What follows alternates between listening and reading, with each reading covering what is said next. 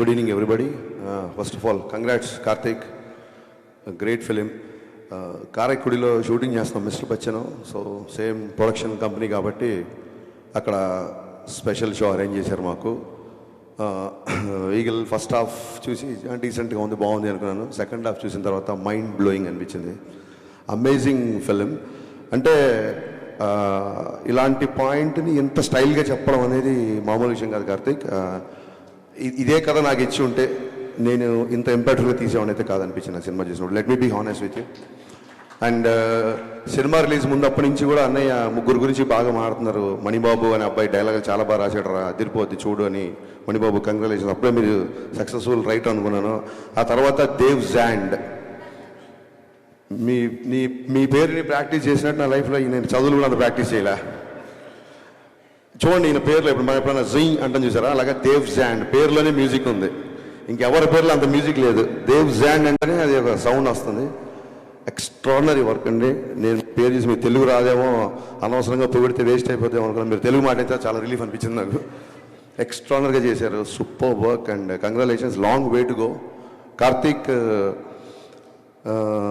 కార్తీక్ గురించి స్పెషల్గా మాట్లాడాలి, ఎందుకంటే తను నీ గురించి మాట్లాడడానికి ఒక చిన్న సందర్భం ఉంది, చెప్తాను నీకు. ట్రిపుల్ మీడియా ఫ్యాక్టరీతో అండ్ నేను ఇప్పుడు మిస్టర్ బచ్చన్ చేస్తున్నాను. ధమాకాకి ఈగిల్కి అసలు సంబంధం లేదు, మీరు చూసుంటారు. అలాగే ఈగిల్కి మిస్టర్ బచ్చన్కి ఏమాత్రం సంబంధం ఉండదు. 3 డిఫరెంట్ వైవిధ్యమైన సినిమాలు మా రవేణికి అందించినందుకు మనస్ఫూర్తిగా నేను విశ్వప్రసాద్ గారికి కృతజ్ఞతలు చెప్పుకున్నాను. అలాగే మా వివేక్ గారికి థ్యాంక్ యూ సార్. డెఫినెట్గా దేవుడు మెయిల్ చేస్తే, వెబ్సైట్లు అనుకూలిస్తే మనం కూడా హ్యాట్రిక్ కొడదాం. ఒక ట్వీట్, నాకు సినిమా చూసిన తర్వాత, అంటే మేము షూటింగ్లో ఉన్నాం కదా, సినిమా చూడలేదు, నైట్ సినిమా చూసాం. అందరిలాగే నేను కూడా సోషల్ మీడియాలో ఏంటి సినిమా అని చూస్తుంటే లవ్ స్టోరీ లేదు అని ఎక్కడో ట్వీట్ చూశాను. దీంట్లో లవ్ స్టోరీ ఇంకా బాగా చేయొచ్చు, ఈ లవ్ స్టోరీ ఇంకా బాగా చేయాలో అదేదో అన్నారు. నాకు అనిపించింది ఇప్పుడు ఏమైనా టైటిల్ ఏమైనా ప్రేమ పావురాలు అని పెట్టారా దీనికి? మన లవ్ స్టోరీ ఎక్స్పెక్ట్ చేయడానికి ప్రేమ పావురాలు, ప్రేమ పంజరం, ప్రేమాలు ఏమైనా పెట్టామా టైటిల్? తుపాకీ పట్టుకొని అంత గడ్డం పెంచుకొని షూట్ చేసుకుంటూ వెళ్తుంటే ఇలా లవ్ స్టోరీ ఎక్స్పెక్ట్ చేసామంటే ఏంటి అసలు నాకు అర్థం కాలే బేసిక్గా. మీరు అంటే ఇప్పుడు ఏం మాట్లాడినా మళ్ళీ ఏమవుతుందంటే మళ్ళీ కాంట్రవర్సీ, అది అన్నాడు ఇది అన్నాడు అని 100 అనుకుంటారు. మీరు అనుకోవడం మానరు, నేను అనడం మాను, అది సరిపోతుంది. అలాగా కార్తీక్ అనే వ్యక్తి గురించి ఒకసారి ఆలోచించుకుంది. క్రిటిసైజ్ చేసే ముందు అన్ని సినిమాలు అందరికి నచ్చాలని లేదు. చాలామంది నా దగ్గరకు వచ్చి సార్ మీ గబ్బర్ సింగ్ అంటే మీ మిరప కంటే షాక్ నచ్చింది అంటుంటారు. ఏం మాట్లాడి నేను తెల్లమోసుకొని నిలబడతా, నీలాంటి వాళ్ళు ఆ రోజు స్టేట్ అంతా ఉంటే బాగుండు అనుకుంటా. అన్ని సినిమాల్లో అందరికి నచ్చాలని రూల్ లేదు. ఈగల్ బాగా నచ్చిన వాళ్ళు ఉండొచ్చు, నచ్చిన వాళ్ళు ఉండొచ్చు, ఎలా ఉండొచ్చు. But should understand one thing, criticize చేసే ముందు తను ఒక ఎక్స్ట్రానరీ కెమెరామెన్. కార్తీక్ గట్టం అనే వ్యక్తి ఒక ఎక్స్ట్రానరీ కెమెరామెన్, చాలా కంఫర్టబుల్. అతను కనుక సినిమాటోగ్రఫీ చేయాలనుకుంటే చేతిలో 10 సినిమాలు ఉంటాయి ఎప్పటికీ.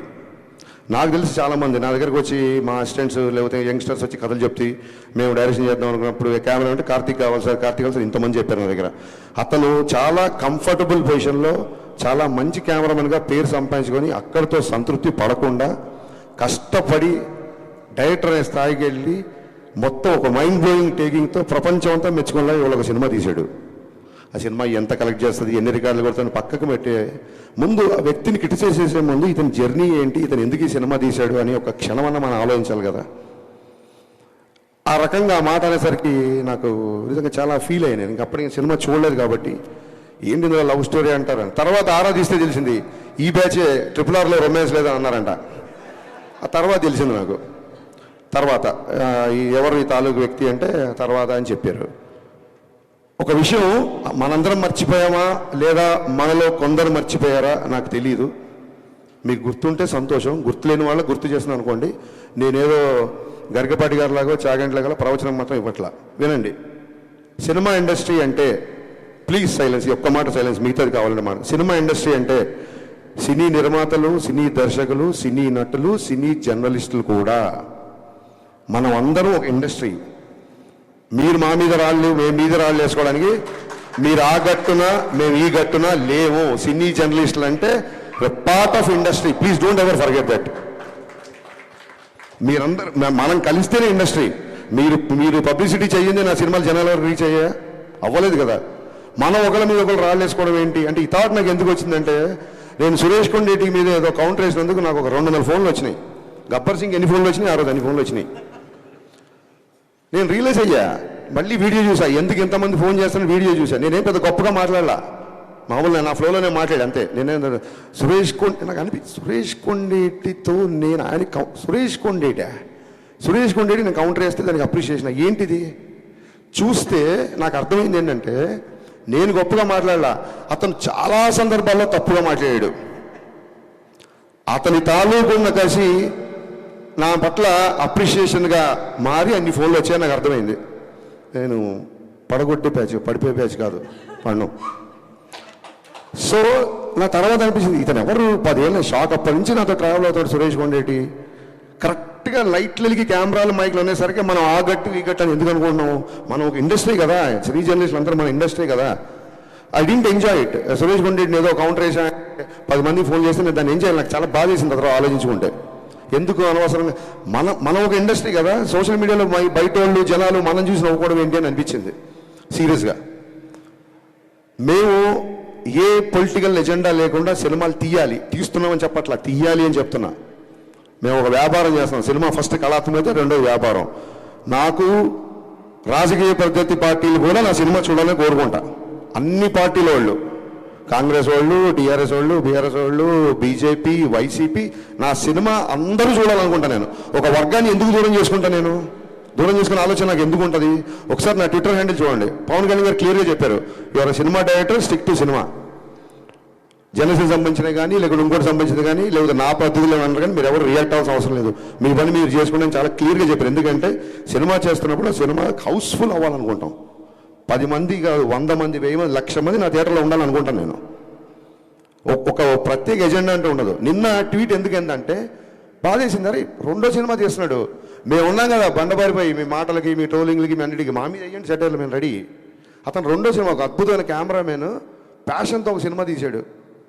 ఇలాంటి రేటింగ్లు, ఇలాంటి నెంబర్లు, ఇలాంటి కామెంట్స్ మీకు నచ్చలేదు వదిలేయండి. సంస్కృతిలో సామెత ఉంది, నభ్రుయాత్ సత్యం అప్రియం.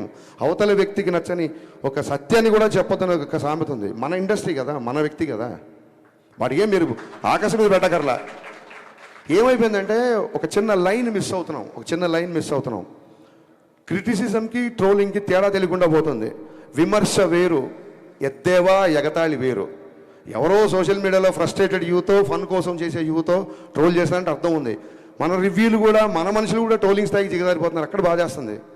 క్రిటిసిజంకి ఎవరు అనరే, ఇక్కడ హరీష్ శంకర్ ఈ సీన్ దగ్గర పట్టు తప్పాడు, ఇక్కడ డైరెక్షన్ బాగాలేదు, ఈ సీన్ సరిగ్గా రాయలేదు, అద్భుతమైన క్రిటిసిజం కదా, క్రిటిసిజం చేయండి. ఎత్తేవా ఉన్న ఎగతాళి స్థాయికి వెళ్ళిపోతుంది, అక్కడ బాధ చేస్తుంది. ఇవన్నీ జరిగిన తర్వాత ఏమంటారంటే, మళ్ళీ మైకి తీసుకున్నాడు, మళ్ళీ గట్టిగా మాట్లాడంటారు. ఖచ్చితంగా గట్టిగా మాడతాను. 4 ఏళ్ళు అయింది, సినిమా లేట్ అవుతుందని చెప్పి ప్రొడ్యూసర్ ఇంట్లో కూర్చొని తెల్లారుల వరకు మద్యం తాగాడు ఒక డైరెక్టర్. ఇతను పవన్ కళ్యాణ్తో బ్లాక్ బస్టర్ తీసి ఎంతకుముందు ఇంకెవరు. ఇది మళ్ళీ ఆడికి ధైర్యం ఉండదు, మొత్తం రాసిన ధైర్యం ఉండదు. ఒక షాడో పెట్టి పెడతాడు, దమ్ముంటే నా ఫోటో వేసి హరీష్ శంకర్ తెల్లారులు తాగాడని రాయి, దాని తర్వాత నేను కౌంటర్లు వేస్తాను. నువ్వు నాకు ఏమైనా ఐస్ వేసావా, నాకు పెగ్గు కలిపావా, ఎరా పెగ్గు పట్టరా అంటే నువ్వు పెగ్గు తీసుకొచ్చావా, ఏంట్రా నీ సోర్సు. పోనీ ధైర్యంగా ఫోటో వేసి రాయడు ఒక చిన్న షాడో. హౌ లాంగ్ అండి, how long we should take all this non sense, I'm asking. ఇప్పుడు ఏమంటారు, ఇంకా మళ్ళీ మొదలు, రేపొద్దు నీ సినిమా కూడా వస్తుంది కదా, నీది కూడా చేస్తావు కదా. మాటకు ముందు ఆ గ్యాప్ వచ్చింది. నేను ఇప్పుడు 2 సినిమాలు షూటింగ్ చేస్తున్నా, ఉస్తాద్ భగత్ సింగ్, మిస్టర్ బచ్చన్. అతి త్వరలో ఇంకో 2 పెద్ద హీరోలతో అనౌన్స్మెంట్ రాబోతున్నాయి, సినిమాలు చేయబోతున్నా. ఇది ఏంటి ప్రోగ్రెస్ రిపోర్టా? మా నాన్నలాగా మీరు నా స్కూల్లో ఏమైనా ఫీజు కట్టారా, నేను ఏం చేస్తాను మీకు చూపించుకోవడానికి? 4 సంవత్సరాలు కుదరకపోతే నా 5 ఏళ్ళు కుదరదు. ఏంటి మీ ప్రాబ్లం ఏంటి? మీ ఇంటికి వచ్చి ఏమైనా అడుగుతున్నానా, నా రెంట్ కట్టండి అన్నా, నాకు ఇంకోటి చేయండి అను. సినిమా లేట్ ఉందని ఫ్రస్ట్రేషన్తో ఇదా.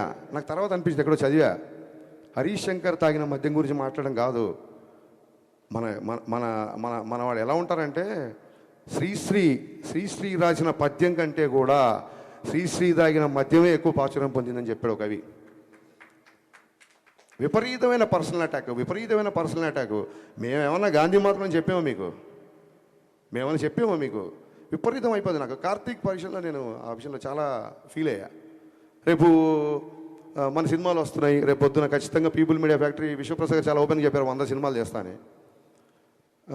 మేము అన్ని సినిమాలు చేస్తామో తెలియదు, ఎందుకంటే మీకు చూస్తున్నారు కదా 3-2 ఏళ్ళు పడుతుంది మరొక సినిమాకి.